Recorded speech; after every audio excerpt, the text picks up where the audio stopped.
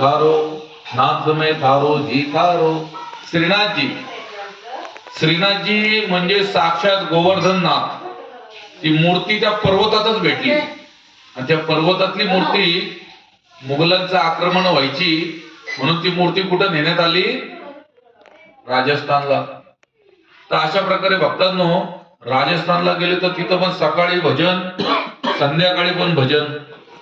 आणि श्रीकृष्णाची भजन ही सगळ्या भाषेत आहेत.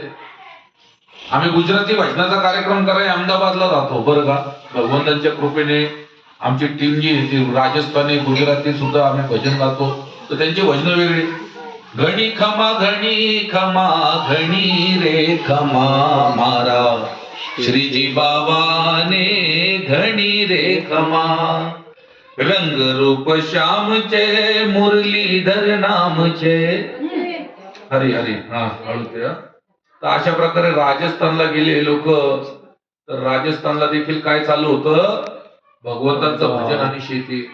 मग लोक गुजरातला आले. गुजरातला कोण आहे? द्वारका. अरे रुक्मिणी द्वारिकाधीश की जय. तर हे जेव्हा सगळे गुजरातला आले, गुजरातला पण तेच चालायचं. सकाळ झाली, कान्हाने माखण भावे रे, कान्हाने मिश्री भावे रे. शिरो मंगावने श्रीखंड धरू सूतर फेणी सै. छप्पन भोग सामग्री धरू पण माखण जेवू नाही.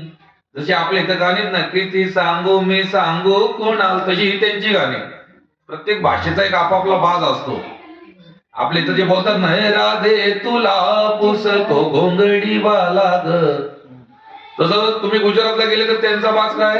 हे मारा ब्रजना मानवी रूडा, हो देव की नालाल रे, वैकुंठ नाही रे आऊ. अशा प्रकारे भगवान श्रीकृष्णाची कृपा. हरे कृष्ण हरे कृष्ण.